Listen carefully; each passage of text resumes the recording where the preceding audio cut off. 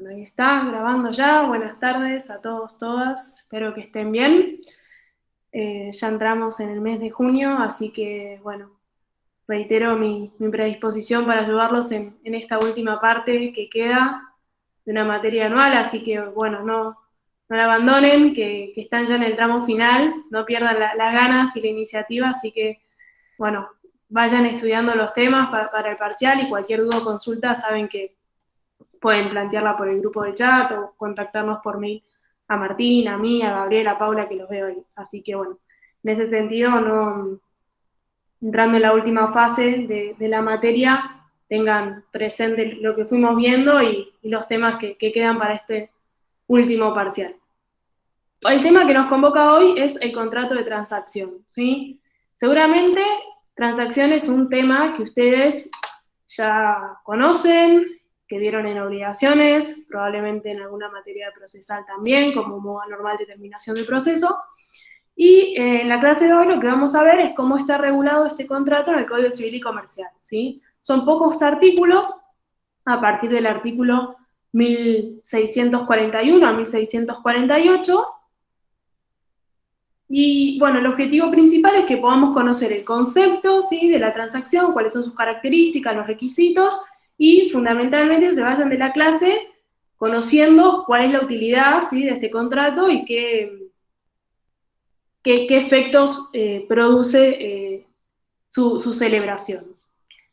Primero vamos a centrarnos en lo que es el concepto, ¿sí?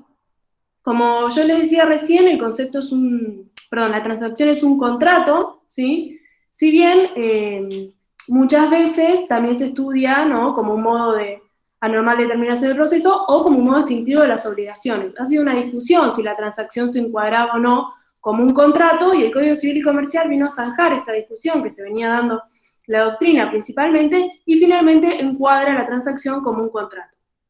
Por eso el artículo 1641 les va a definir la transacción como un contrato a través del cual las partes, para evitar un litigio o ponerle fin, haciéndose concesiones recíprocas, extinguen obligaciones litigiosas o dudosas.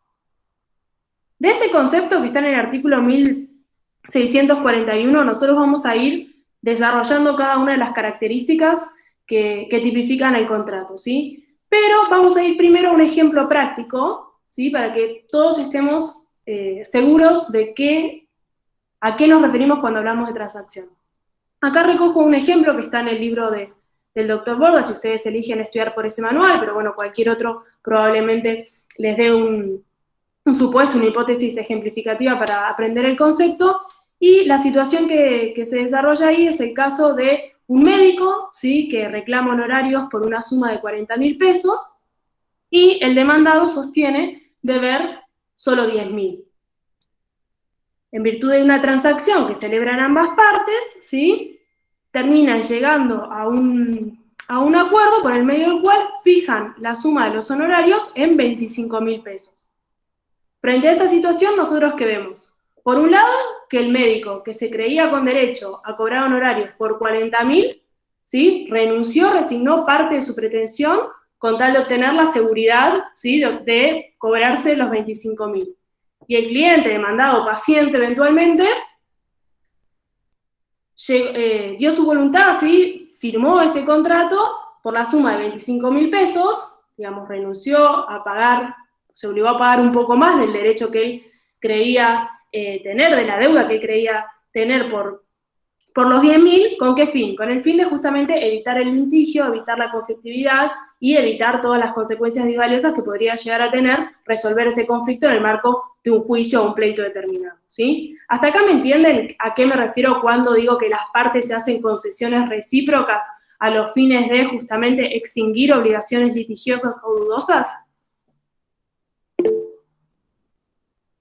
Perfecto, ahí me ponen con el chat que sí. Bien, entonces, a partir de este ejemplo, que ustedes pueden ponerle el nombre o la situación que quieran, pero donde tenemos dos partes, ¿sí?, que no están de acuerdo en cuanto a la extensión o la legitimidad de las obligaciones y derechos que le corresponden a cada una, tenemos tres requisitos para que nosotros podamos calificar el contrato como un contrato de transacción, ¿sí? Primero tenemos que tener un acuerdo de voluntades, ¿sí? Por eso estamos hablando de un contrato.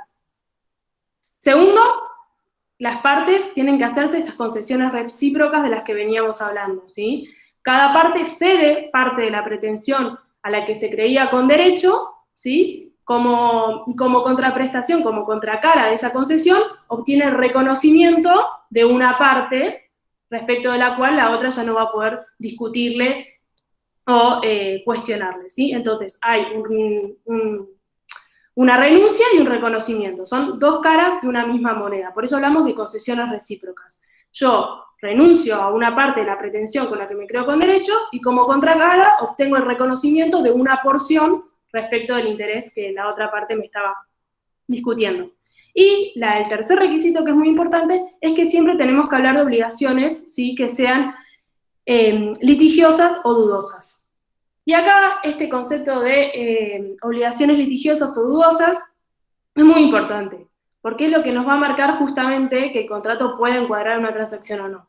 Cuando nosotros hablamos de obligaciones litigiosas, son obligaciones que están sujetas a un juicio, ¿sí?, a un pleito, ya estamos en el marco de un conflicto judicial.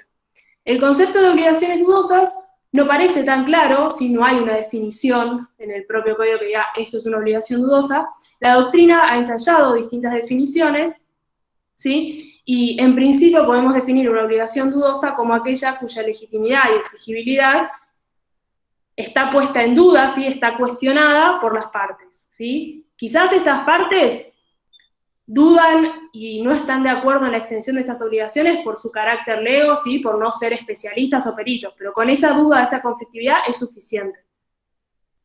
Vamos a ver que el hecho de que tengamos como objeto de la transacción una obligación litigiosa o una dudosa nos va a marcar ciertas características diferentes a la hora de que nosotros veamos los efectos del contrato y la manera en la que se tiene que instrumentar, ¿sí?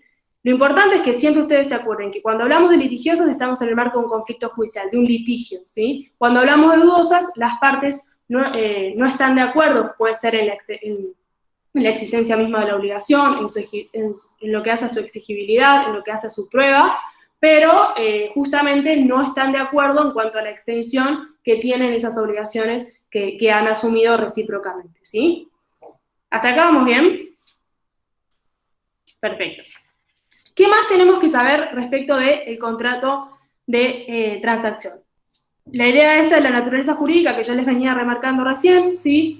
¿Por qué se cuestionaba también esto de que no pudiera encuadrar en la idea de un contrato? Porque justamente si nosotros habíamos marcado como uno de los fines del contrato ponerle fin a la existencia, ¿no?, de estas obligaciones litigiosas o dudosas, evitar el conflicto, evitar el pleito, evitar un futuro juicio, el argumento principal que se oponía a poder considerar esto como un contrato es que en realidad los contratos lo que hacen es hacer nacer obligaciones, no extinguirlas, ¿no? Entonces ese era como el principal argumento que se utilizaba para decir cómo vamos a poder denominar a la transacción como un contrato si en realidad lo que se está haciendo es extinguir, poner fin a obligaciones litigiosas o dudosas.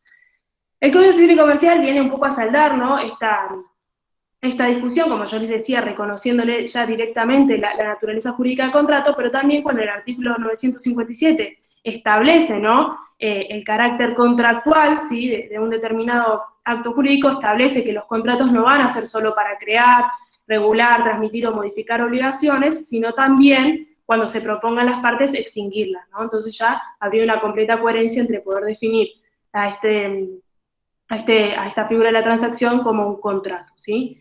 Entonces, además, si nosotros analizamos en puridad, digamos, el concepto que veníamos hablando, a la par de que hay una extinción de una obligación litigiosa o dudosa, hay un reconocimiento de una parte de la pretensión, ¿no? Y sobre ese reconocimiento y esa parte de la pretensión sí se están reconociendo, vamos a ver que una de las características es que tiene efecto característica o efecto declarativo y no constitutivo, pero se está dando una seguridad jurídica y ese reconocimiento no queda incluido en la extinción de la obligación, ¿no? O sea, son las dos cosas, está bien, reconocemos que se extinguen determinadas obligaciones litigiosas o dudosas, pero como contrapartida tenemos justamente el reconocimiento de esa parte de la pretensión que surge del haberse realizado las concesiones recíprocas, ¿sí? Entonces, tengan presente esto de la naturaleza jurídica porque probablemente lo vean referenciado cuando estudien el contrato en los distintos libros y justamente esta idea de que en el código anterior no estaba saldada la discusión y el código nuevo sirvió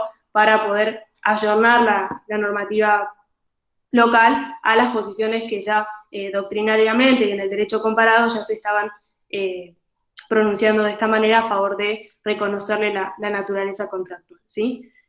En cuanto a las características del contrato, tenemos que es un contrato oneroso, ¿sí? Es un contrato conmutativo, es un contrato formal, vamos a ver ahora, es un contrato nominado, es de interpretación restrictiva, ¿sí? Esto surge expresamente del artículo 1642, y acá hay distintos argumentos también que se exponen para reafirmar este carácter. En principio, lo que se establece es que como en la transacción siempre hay incluido una renuncia, y las renuncias son de interpretación restrictiva, ese es el fundamento, ¿no?, por el cual tiene que interpretarse el contrato de esta manera. Algunos autores van un poco más allá y dicen, en realidad, si nosotros estamos hablando de que hay concesiones recíprocas, no es solo la renuncia, y entonces la solución debería ser aquella que sea más favorable justamente a la reciprocidad de los intereses, y no necesariamente la postura más restringida en función de una renuncia que es solo una parte del contrato, ¿sí? Pero bueno, lo cierto es que en 1642 les establece específicamente esta característica.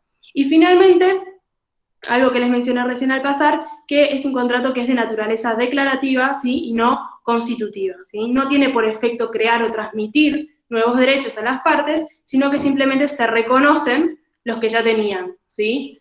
Para llegar a ese reconocimiento de esa parte de la pretensión, las partes se hacen estas concesiones recíprocas, estas renuncias de parte de lo que ellos se creen con derecho, a fin de lograr justamente este acuerdo de voluntades para que se reconozca esa parte, ¿sí? Si nosotros vamos al ejemplo que habíamos visto antes de los honorarios, la obligación del paciente-cliente de pagarle los honorarios al médico ya existía, lo que terminan discutiendo y decidiendo y se ponen de acuerdo es en el monto que van a pagar cada uno de ellos, cada uno, el cliente pagando más de lo que cree la obligación de tener que pagar, y el médico aceptando que le paguen menos de lo que él se cree con derecho a cobrar, con el fin de justamente ponerle fin a ese conflicto de intereses que reconocía el carácter de ser obligaciones litigiosas o dudosas. ¿Sí? ¿Vamos bien? Ahí veo.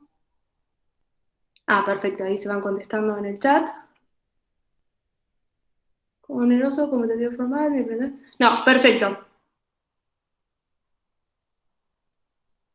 Esas características. Bien. El código también les va a traer un artículo específico referido a la capacidad, sí, para poder suscribir un contrato de transacción para poder transar las obligaciones. Y acá es el artículo 1646, ¿sí? No sé si alguien lo quiere leer para que no sea... si alguien lo tiene ahí a mano y quiere leer, artículo 1646. Si querés lo leo. Vale, Victoria, buenísimo. Sujetos. No pueden hacer transacciones. Las personas que no puedan enajenar el derecho respectivo, los padres, tutores o curadores respecto de las cuentas de su gestión, ni siquiera con autorización judicial, y los albaceas en cuanto a los derechos y obligaciones que confiere el testamento sin la autorización del juez de la sucesión. Muy bien, perfecto.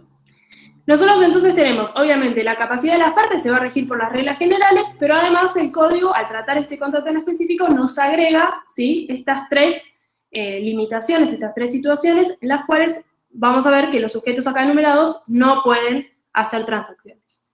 La primera, como bien leyeron recién, es las personas que no puedan enajenar, ¿sí?, el derecho respectivo. Y acá puede ser que si nosotros traemos lo que dijimos recién, de que habíamos mencionado que la transacción es declarativa y no constitutiva, parecería que en principio no hay una verdadera enajenación. Entonces, ¿cómo justificamos esta limitación? Y en realidad la norma acá se explica porque a la vez, como veníamos explicando, a la vez que uno reconoce un derecho preexistente, también hizo abandono, ¿sí?, de esa parte de la pretensión con la que se creía con derecho. Esa renuncia de la que hablábamos, en teoría, digamos, concretamente, implica una renuncia, a que yo no voy a después volver a discutir la extensión de esa obligación litigiosa dudosa como yo me creía tener con derecho, ¿sí? Entonces, en ese sentido hay un acto de disposición y por eso se exige, ¿sí?, que la persona que quiera transar una obligación tenga la capacidad para disponer justamente de ese derecho. ¿Sí? ¿Se entendió este primer inciso? Bien.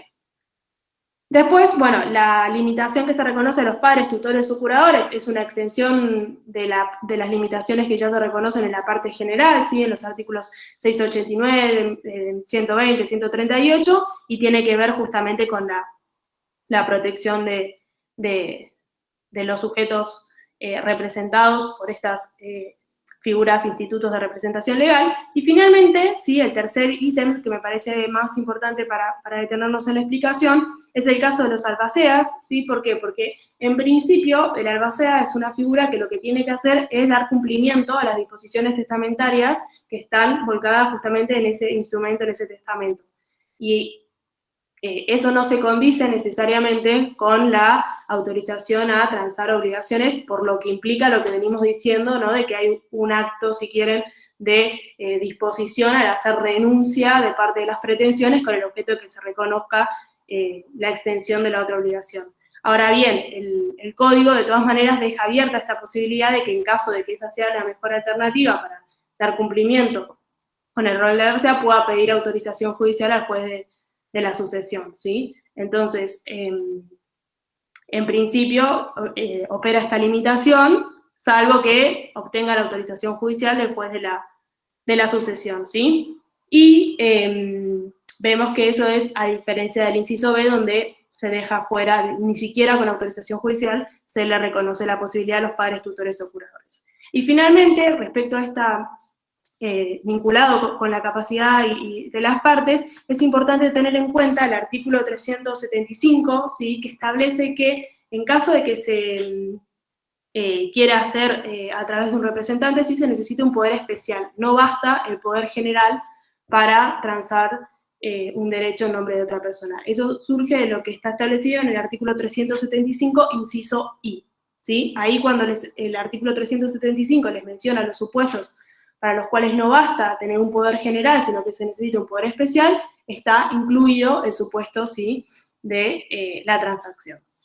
Esto es importante porque justamente el propio contrato establece estas tres limitaciones a la capacidad y nos va a marcar quiénes pueden o no justamente llevar adelante, firmar este tipo de contratos, ¿sí? Ahora, vimos los sujetos, vamos ahora a Profe, sí. perdón que le interrumpa. No, Hay por favor. una chica que está queriendo entrar. Ya le avisamos a Martín. Porque yo creo que no puedo ver.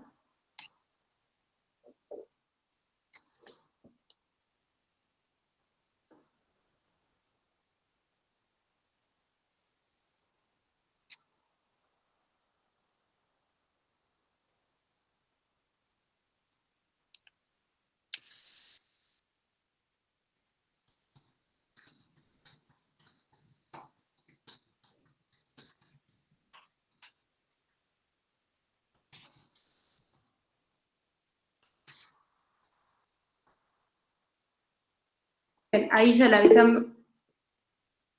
Ahí está. Ahí me escribió Paula. Ya le avisé a Martín. Espero que ahora lo lea y pueda ingresar. Si no llega a poder, me avisan y lo llamo a Martín. Así lo puede abrir. Igual está pendiente, así que va a poder. ¿Alguien tiene alguna otra duda de lo que dijimos hasta acá? Sí, hola, ¿me escuchan? Sí. Profe, A mí no me quedó muy claro el concepto de la obligación dudosa. ¿A qué se refiere? Bien, ahí aclaramos eso. Vale. Y Melody, sí, yo tenía otra duda, pero no sé si es lo que explicaste recién, lo del representante, de que si un tercero podría saldar como la deuda obligándose a efectuar, o sea, la transacción, no sé si se entiende. vamos a las dos preguntas. En cuanto a la primera, la obligación dudosa, lo importante es tener ahora vamos a ver qué puede ser objeto de la transacción, ¿sí? ¿Qué obligaciones pueden ser objeto o no de este contrato? Pero el código nos pone como requisito, ¿sí?, que tienen que ser obligaciones litigiosas o dudosas. ¿Por qué? Porque eso tiene que ver con el fin del contrato, que justamente es evitar llegar a un litigio, o si estamos en el marco de un litigio, poder darle fin a ese conflicto en el judicial. El concepto de obligación litigiosa nosotros lo podemos interpretar fácilmente porque es una obligación que ya está siendo debatida en el marco de un juicio, ¿sí? Ahora, la obligación dudosa, el código no es claro en cuanto a una definición legal, ¿sí? Que nos diga una obligación dudosa es tal cosa. Entonces hay una interpretación de la doctrina, ustedes van a ver que, depende del autor que lean, van a encontrar distintas definiciones. Lo que sí, la mayoría de la doctrina y de la jurisprudencia entiende es que las obligaciones tienen que ser dudosas para los intereses de las partes, ¿sí? Digamos, no se requiere que sean dudosas a los ojos de un perito o un especialista en derecho, sino que entre dos partes legas que se entienden con derecho a distintos intereses recíprocos, ellos vayan o tengan la intención, si quieren, de poder transformar esas obligaciones dudosas en litigiosas, ¿sí? Obviamente, no cualquier obligación va a poder ser objeto de un contrato de transacción, vamos a ver que necesitamos justamente que exista una causa, ¿sí? Ahora vamos a ver específicamente qué características tienen que tener estas obligaciones. Lo que yo les quería marcar es la diferencia fundamentalmente entre lo que es la obligación litigiosa y dudosa. ¿Por qué? Porque eso va a marcar si la transacción va a ser judicial o extrajudicial, ¿sí? Si nosotros ya estamos en el marco de un litigio, para que esa transacción valga, nosotros la vamos a tener que presentar ante el juez. En cambio, si nosotros tenemos obligaciones dudosas que todavía no han sido debatidas en el marco de un juicio, la firma del instrumento privado entre nosotros, dos partes, va a ser suficiente, ¿sí? Para que la transacción ya valga, ¿sí? Y el contrato tenga sus plenos efectos entre las partes interesadas. Esa es la principal importancia de la clasificación entre obligaciones litigiosas y dudosas. Es los distintos efectos que va a tener la transacción en el sentido de cómo lo vamos a instrumentar, ¿sí? No sé si se entendió, Felipe. Sí, perfecto. Después, obviamente, siempre por más que estemos hablando de obligaciones dudosas, tienen que ser obligaciones que sean exigibles, ¿no? Porque si no, ¿para qué vamos a transar? Si yo no tengo posibilidad de que me la exijan judicialmente o yo no esté obligado legalmente a tener que dar cumplimiento a esa prestación, no me interesa transarla, si es una obligación natural, imagínense, ¿no? O sea, eso ténganlo siempre presente. Y respecto a lo otro, lo que planteaba Melody, en realidad eso ya les entra dentro de lo que es la representación, ¿no? Legal o convencional. Justamente el código nos va a marcar esta limitación en los casos de representación legal de los padres, tutores y curadores, diciendo que ellos no pueden transar respecto de las cuentas de su gestión, o sea, ya directamente nos está marcando una prohibición, y yo, en contraposición a eso, les aclaraba que uno podría realizar una transacción a través de una representación convencional por nombre de otra persona, pero que para eso necesito un poder especial, ¿sí? No basta el poder general. Yo no puedo, en función de un poder general que me dé mi cliente, que me dé si soy un apoderado general, no puedo celebrar esa transacción, sino que por el 375, si soy, necesito un poder especial, ¿sí? ¿Se entendió ahí? Ahora igual también vamos a ver cuando veamos los efectos que tiene la transacción respecto de terceros, qué relación tiene, si quieren, una transacción celebrada entre partes respecto de los terceros. Pero en cuanto a las partes que intervienen en el contrato y la posibilidad o no de celebrar el contrato por otro, se puede, salvo estos supuestos en los cuales tenemos prohibición de transar, siempre y cuando tengamos un poder especial. ¿Se entendió? Sí, profe, ahora sí, gracias. Perfecto. Bien. Bueno, vamos entonces ahora a lo que es objeto de la transacción, ¿no? Habíamos dicho obligaciones litigiosas o dudosas, pero la pregunta que sigue es, ¿qué obligaciones? En principio, como todo contrato, vamos a tener que tener obviamente un objeto que sea lícito, posible, determinado, determinable, susceptible de valoración económica, ¿sí? Que corresponde al interés de las partes, aunque este interés no sea patrimonial, eso conforme el artículo 1003 de los contratos en general. Ahora, el artículo 1644 nos va a establecer justamente algunas limitaciones respecto de qué puede ser objeto del contrato de transacción, ¿sí? Y nos va a decir, no pueden transigirse sobre derechos en los que esté comprometido el orden público. No va a poder transigirse sobre derechos irrenunciables y tampoco se va a poder transigir sobre derechos, ¿sí?, vinculados a las relaciones de familia o al estado de las personas. Y respecto a estos dos últimos, marca otra excepción, dice, excepto, ¿sí?, que se trate de derechos patrimoniales derivados de aquellos o de otros derechos sobre los que el Código expresamente admita pactar, ¿sí? Entonces, artículo 1644 nos marca las prohibiciones en relación a lo que puede ser o no objeto del contrato de transacción. Entonces dice, no puede transigirse sobre derechos en los que esté comprometido el orden público ni sobre derechos irrenunciables. Tampoco puede ser objeto de transacción los derechos sobre las relaciones de familia o el estado de las personas, excepto que se trate de derechos patrimoniales derivados de aquellos o de otros derechos sobre los que expresamente este código admite pactar. Entonces, la regla va a ser que todos los derechos que estén en el comercio pueden ser objeto de transacción, ¿sí? Entonces, derechos personales, derechos reales, derechos intelectuales, van a poder ser objeto de transacción. Pero no, ¿sí? Estas tres excepciones que nos establece el código. Ahora, ¿qué quiere decir esto de excepto los derechos patrimoniales derivados de, ¿no?, los derechos vinculados a las relaciones de familia o el estado de las personas? ¿Qué se les ocurre? ¿Alguna idea?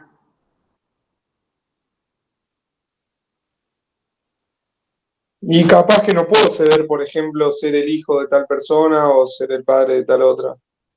Exactamente. Las cuestiones que tengan que ver con la filiación, ¿sí? El reconocimiento, una acción de filiación, el reconocimiento, por ejemplo, de la condición de cónyuge, de pariente, esas son acciones de familia que no se van a poder tener como objeto de un contrato de transacción, ¿sí? Entonces, todas las acciones relativas a las cuestiones de Estado, ¿sí? Filiación, matrimonio, estado cónyuge, pariente, o las cuestiones sobre validez o nulidad de matrimonio, no van a poder ser objeto del contrato de transacción. Pero eso no quiere decir que yo no pueda transar sobre acciones patrimoniales que se deriven, ¿sí?, de esos estados o esas cuestiones de familia. Entonces, por ejemplo, si yo me creo heredera, ¿sí?, de una determinada persona y en esa condición de heredera transo con un acreedor de la persona fallecida, ¿sí?, yo, en principio, la condición de heredera, obviamente, no la voy a poder transigir, pero sí la cuestión patrimonial, ¿sí?, que me sea, a la que yo tenga derecho en virtud de ese vínculo que se reconoce o no, ¿sí? Otro ejemplo, nosotros sabemos que, por ejemplo, la cuestión relacionada con el estado de hijo no va a poder ser objeto de transacción, ¿no? Corresponde al estado de la persona, a un vínculo familiar. Ahora, los alimentos que hayan sido devengados, ¿sí? Vamos a ver que no los futuros, pero los alimentos que hayan sido devengados, sí, esa obligación alimentaria eventualmente va a poder ser objeto de transacción, ¿sí? Entonces, una cosa es la acción relativa al Estado, a la condición, sí, a la cuestión de Estado de la persona o a los temas vinculados con la nulidad de matrimonio o la validez del matrimonio, y otra cosa son las consecuencias patrimoniales que se derivan de la existencia de esos vínculos, ¿sí? Puede ser el contenido patrimonial por haber heredado un bien de una determinada persona o mismo obligaciones patrimoniales que se deriven justamente del reconocimiento de alguno de estos estados. Esto es importante porque se deriva lógicamente si ustedes pueden distinguir claramente lo que es el derecho vinculado con el Estado, cuestión de familia, y la consecuencia patrimonial, ¿sí? Pero no se queden con la idea de que nada vinculado a la cuestión de familia puede ser transigido, sino que sí van a ser las consecuencias patrimoniales que se deriven de esa relación. Lo mismo pasa, por ejemplo, en las acciones penales. Yo no puedo transigir o transar respecto de articular o no una acción penal, porque está vinculado al orden público, pero podría tranquilamente transar respecto de la indemnización civil, ¿sí?, que yo obtenga por haber sido víctima de un determinado delito. Entonces, lo que no va a poder ser objeto de transacción es lo que está vinculado al orden público, ¿sí? Pero las consecuencias patrimoniales de eso, en principio no habría problema para que sí sean objeto del contrato. Y después tenemos ciertas características, ciertas prohibiciones específicas, ¿sí? Por ejemplo, no se puede transar sobre eventuales derechos a una asociación futura, eso surge en el artículo 1010, entonces en el ejemplo que yo les di, para para que pueda ser un ejemplo válido, la sucesión tendría que estar abierta, ¿no? Yo no podría pensar sobre una eventual cuota, ¿sí? Hereditaria o porción de legítima que me vaya a corresponder. Y en el ejemplo de los alimentos, solo se puede transar respecto de las cuotas que han sido devengadas y no como tener como objeto de contrato la obligación futura a prestar alimentos, ¿sí? Esa es una obligación que no se puede transar. Y después también puede ser que encuentren en los libros mencionado el ejemplo de las indemnizaciones, ¿sí? Por accidentes de trabajo, despido, preaviso, esas tampoco pueden ser objeto de transacción por la propia ley de trabajo, excepto, y ahí dice que la autoridad judicial o administrativa preste su conformidad o apruebe la transacción realizada en el sentido de que se ha alcanzado una justa recomposición de las partes. Pero bueno, esto es solo ejemplo por si lo ven ahí citado en los textos. Pero en principio entonces 1644 les da las excepciones, ¿sí? Y la excepción de la excepción cuando les habla de las consecuencias patrimoniales que se derivan justamente de estas condiciones de Estado y nulidades o validez del matrimonio. Vamos ahora a lo que se refiere a la forma, ¿sí? Del contrato. Es un contrato que tiene que ser celebrado por escrito, ¿sí? El artículo 1643 les establece justamente que la transacción debe hacerse por escrito. Acá, acuérdense del artículo 1017 y de la necesidad de que cuando los derechos que sean objeto de la transacción recaigan sobre bienes inmuebles, se va a requerir la escritura pública, ¿sí? Lo tienen que complementar. Entonces, al lado de 1643, anótense 1017. Y el artículo 1643 les aclara, ¿sí? Que si la transacción recae sobre derechos litigiosos, solo va a ser eficaz a partir de la presentación del instrumento firmado por los interesados ante el juez en que tramita la causa. Hasta tanto este instrumento no sea presentado al juez de litigio, las partes, ¿sí? Van a poder desistir de la transacción. Entonces acá es importante que nosotros tengamos en cuenta que para la transacción que sea sobre obligaciones dudosas va a bastar el instrumento por escrito, ¿sí? Entre las partes, y si ya estamos hablando de obligaciones litigiosas en el marco de un juicio y se está debatiendo la cuestión justamente en una causa judicial, para que esa transacción produzca efectos, además de instrumentarse por escrito, la tenemos que presentar ante el juez, ¿sí? Y solo a partir de la presentación va a tener estos efectos. Hasta que no sea presentada en el marco de la causa, las partes van a poder desistir, ¿sí? Esto es la clave de por qué es importante tener en cuenta esta distinción entre obligaciones litigiosas y dudosas. Pero la regla entonces es que tiene que ser por escrito, con esta distinción de que cuando es la transacción judicial la vamos a tener que presentar justamente en el marco del juicio, ¿sí? ¿Hasta acá me entendieron? Discúlpame, ¿podrías repetir lo del artículo 1617, creo que era? Los objetos que sean objeto de transacción de inmuebles deberán ser bajo escritura pública. Sí, 1017. Acá en realidad, 1017. sí, 1017. ¿Se acuerdan que el artículo 1017 les establece que justamente se requiere escritura pública, ¿sí? Cuando justamente se celebren actos jurídicos vinculados a los bienes inmuebles, ¿no? Entonces, cuando nosotros, en el marco de un contrato de transacción, estemos reconociendo o haciéndonos concesiones recíprocas respecto de derechos dudosos o litigiosos sobre bienes inmuebles, se va a aplicar el artículo 1017 y vamos a necesitar, ¿sí? Como un requisito formal, que sea instrumentada no solo por escrito, sino también por escritura pública. ¿Ahí se entiende?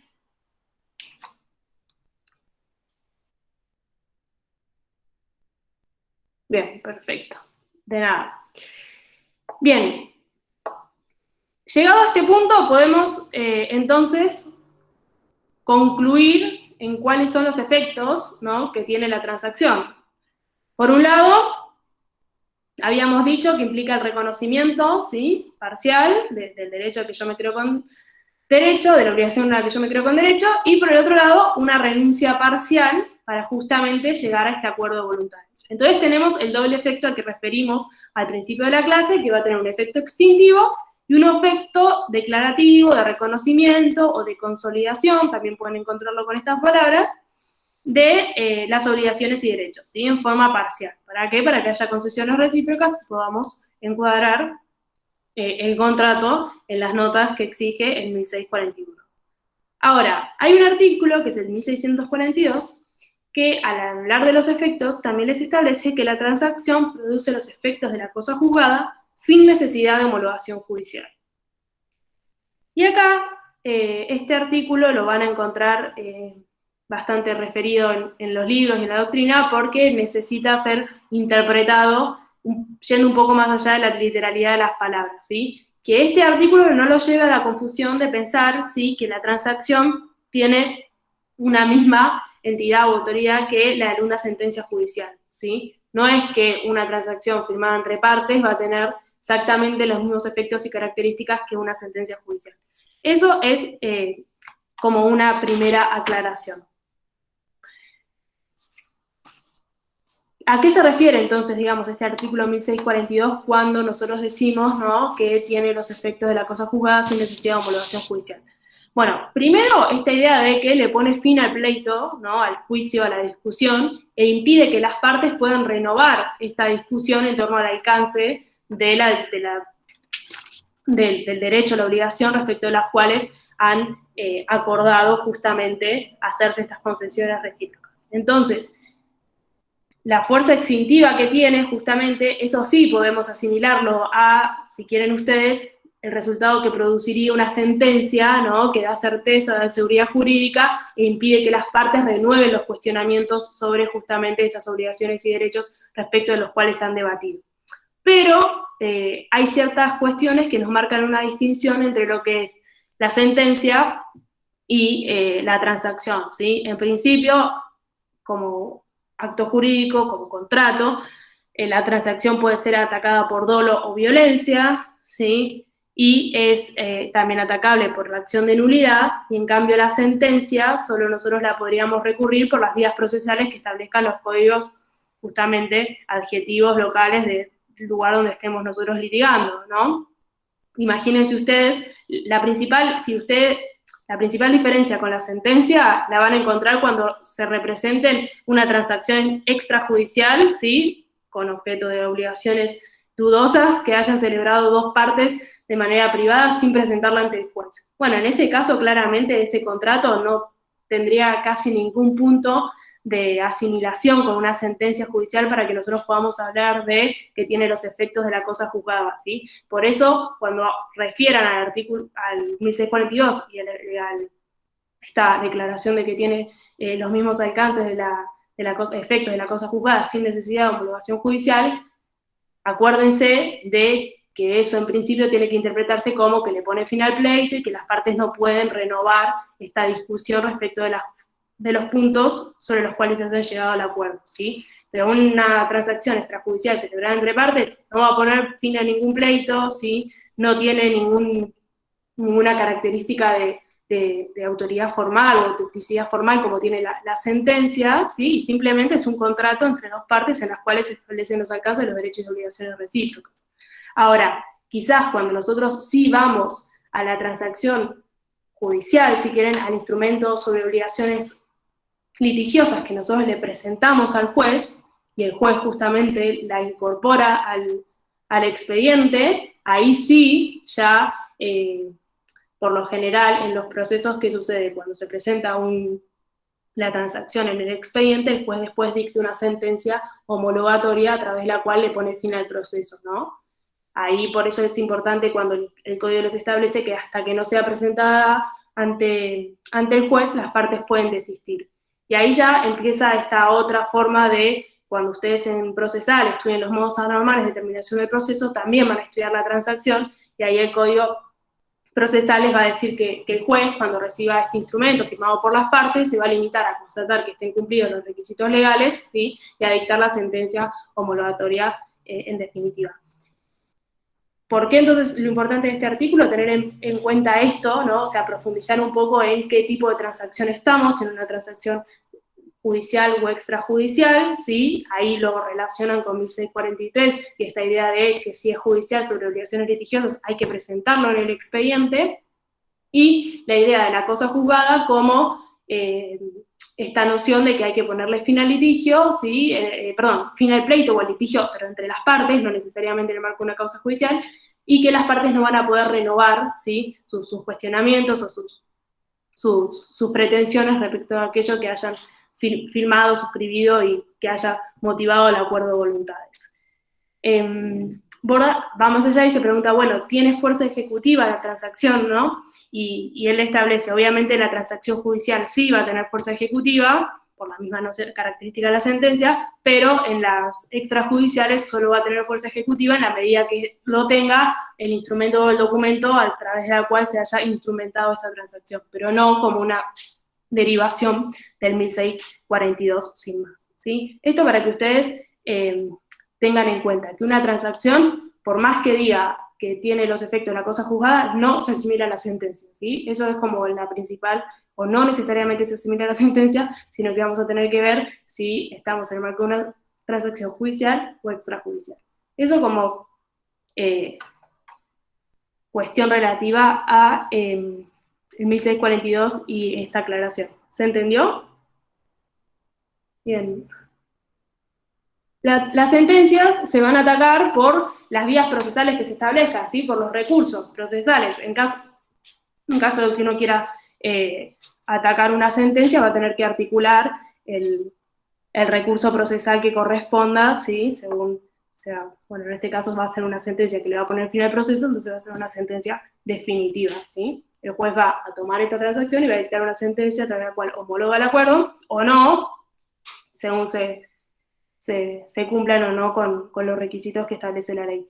Pero por eso es muy importante cuando uno vaya a pensar en un contrato de transacción, decir, bueno, ¿qué constituye nuestro objeto? Una obligación respecto de la cual hay un litigio, hay un juicio, se está debatiendo esto en el marco de una causa judicial o no. Y eso ya nos va a poner en escenarios distintos en cuanto a los requisitos y a la manera en que nosotros la tenemos que instrumentar, ¿no? Porque si nosotros tenemos un juicio en marcha y celebramos una transacción entre nosotros, pero no lo llevamos al marco del juicio, el juicio va a seguir, ¿sí? Nosotros tenemos que hacer valer esa transacción en el marco de la contienda judicial para que el juez justamente la pueda tomar y le pueda dar fin al litigio. Bien, nos quedan ver, en cuanto a los efectos, sí, obviamente la transacción, que está relacionado con esto que veníamos viendo de la cosa juzgada, va a producir efectos entre las partes, ¿sí? Los sucesores universales de las partes, y en principio no va a extendernos sus efectos frente a terceros. Pero acá hay dos cosas que me parece que son interesantes a tener en cuenta.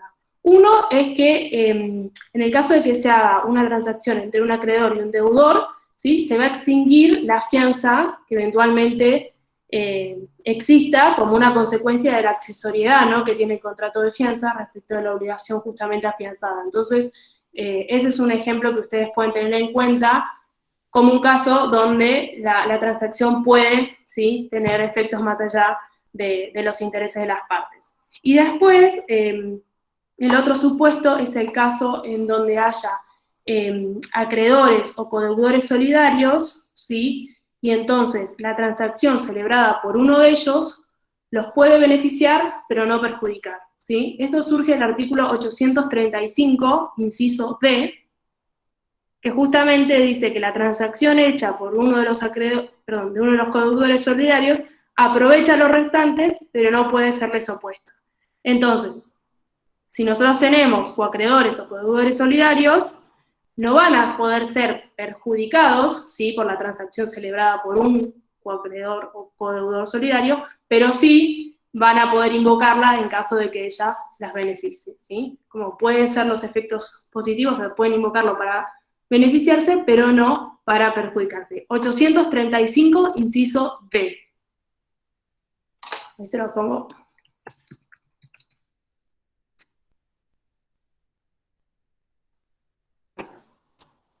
Bien. Y lo último que nos queda por ver son los supuestos de nulidad, ¿sí? Y acá hay dos cuestiones a tener en cuenta, son dos extremos que regula el código que son diferentes. Por un lado tenemos el artículo 1645, ¿sí? Que nos habla de la nulidad de la obligación transada. Entonces acá estamos poniendo el foco en el objeto del contrato de transacción, ¿sí? En la obligación respecto de la cual nosotros vamos a negociar y hacer concesiones recíprocas para reconocer o extinguir parcialmente derechos y obligaciones. El 1645 les dice, si la obligación transada adolece de un vicio que causa su nulidad absoluta, la transacción es inválida. Si es de nulidad relativa, las partes conocen el vicio y tratan sobre la nulidad, la transacción es válida. Entonces,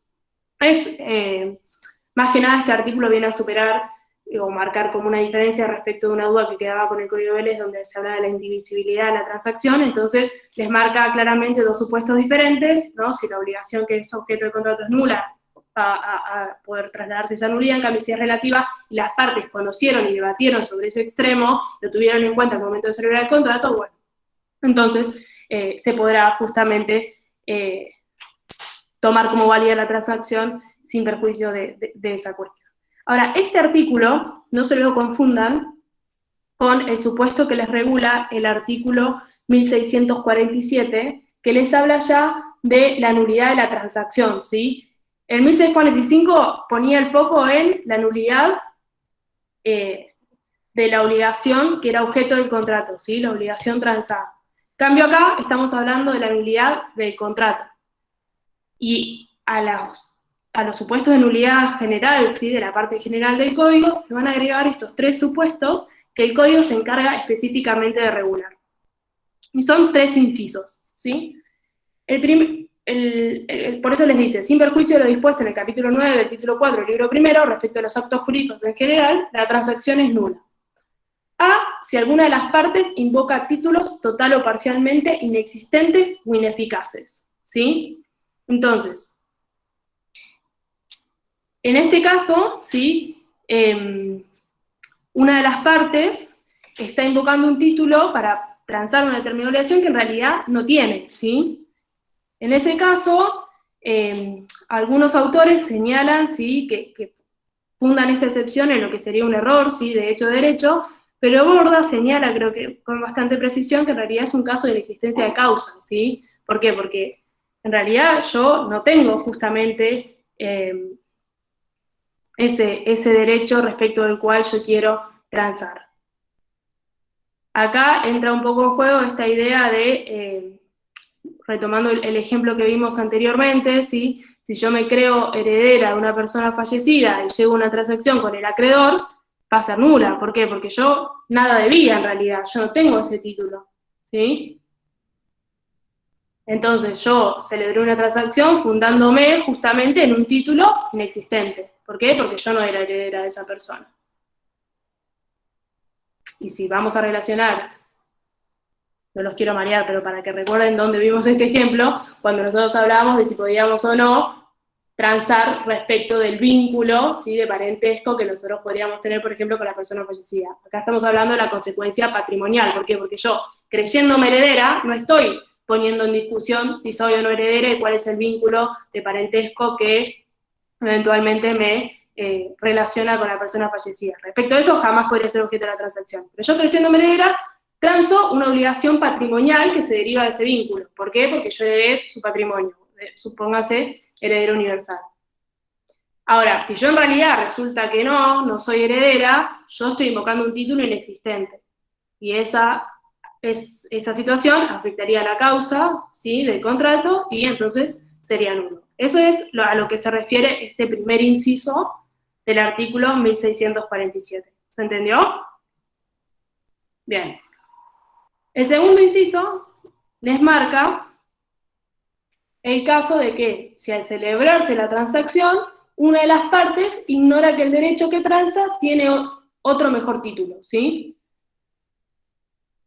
Entonces, si yo transo creyéndome titular de un derecho, pero en realidad resulta que yo soy titular de un derecho mejor, acá nuevamente la doctrina lo marca como otro supuesto de inexistencia de causa, ¿sí? ¿Por qué? Porque ese título que yo estaba invocando en realidad tampoco existe porque yo tengo uno mejor.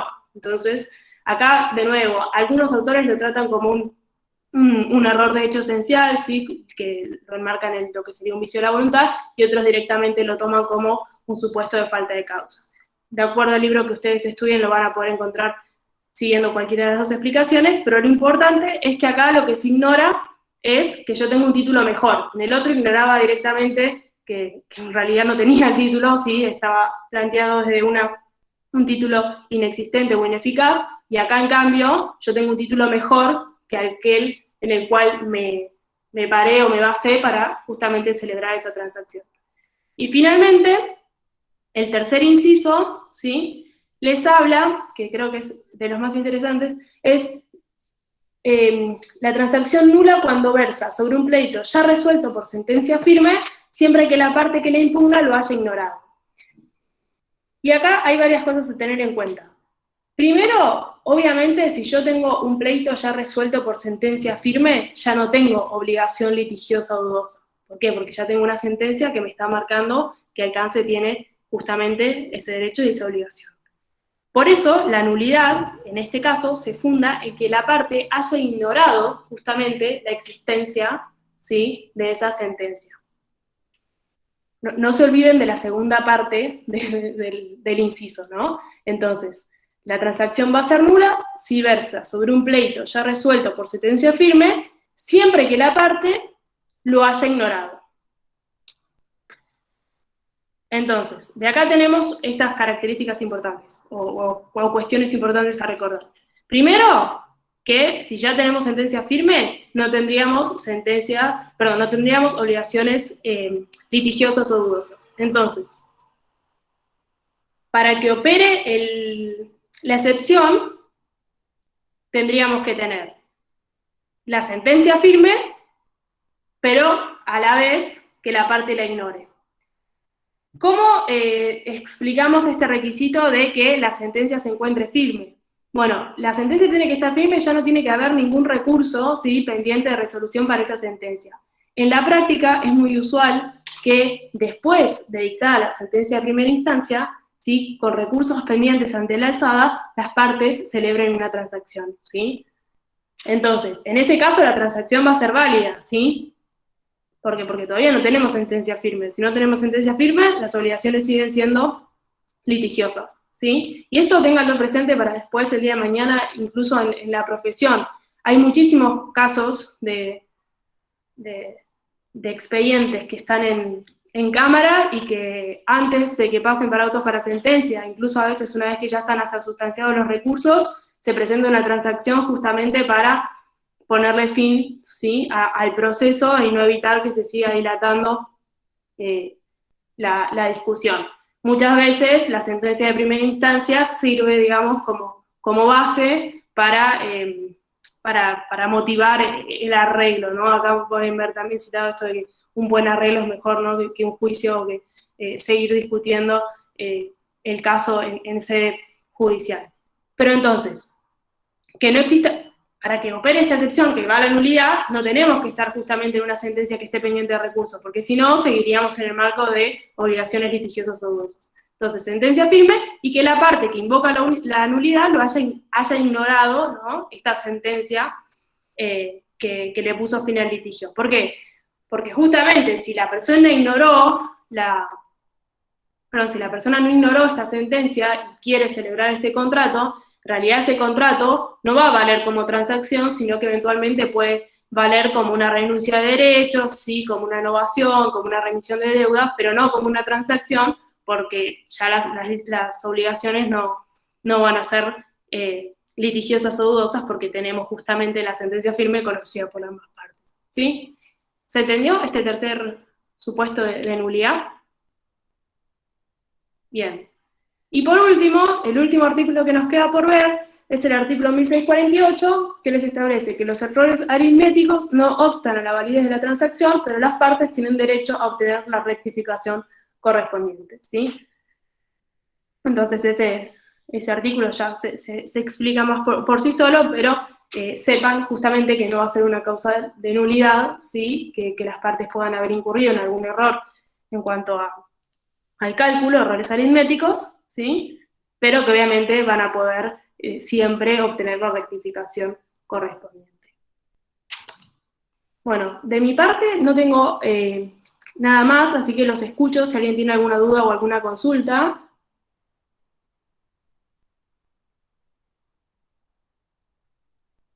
¿Se entendió? Es un artículo, perdón, es un contrato corto, sí, son 8 artículos, no es más que eso, no les va a resultar difícil, en el libro gordo está bastante bien explicado. Creo que lo que puede generar más, el artículo que puede generar más debate es el que refiere justamente a los efectos y a esta idea de que tendrá los efectos, ¿no?, de la cosa juzgada sin necesidad de homologación judicial, porque los obliga a ustedes a hacer esta distinción, ¿no?, de si estamos o no en una transacción judicial o no, y interpretar con qué alcance podemos o no entender esta noción de la cosa juzgada. Pero después es un contrato que no les debería presentar mayores dificultades. De todas maneras, saben que nos pueden preguntar siempre que quieran, así que aprovechen los canales de consulta y bueno, quedo a disposición cualquier cosa.